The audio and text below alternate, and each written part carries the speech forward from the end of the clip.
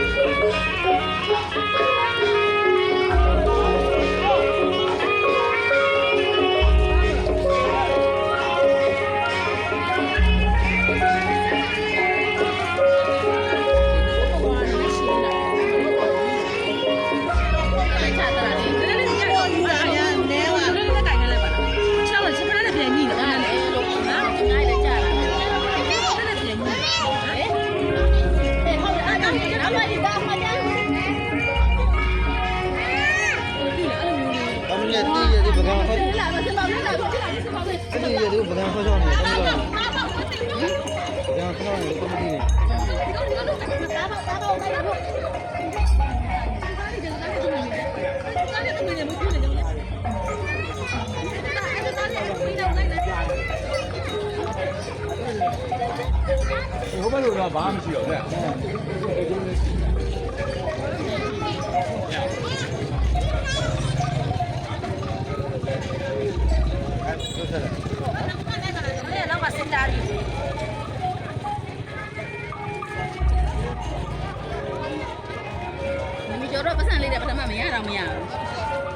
ချီးလေးနဲ့ပဲနောက်မှအရမိုင်းခင်းနဲ့လာပြေးပြီးတော့ကိုနှစ်ယောက်ကိုနှစ်ယောက်လာရှာပြီးလာပေးသွားတယ်လူလာပေးမိုင်းခင်းလေးဟိုကိုပြီးတော့အေးအိုးလေလွယ်ကြီးကထထားခဲ့ပါလွယ်ကျွလို့မရဘူးစားပါလားပါအေးဘာလို့ကရ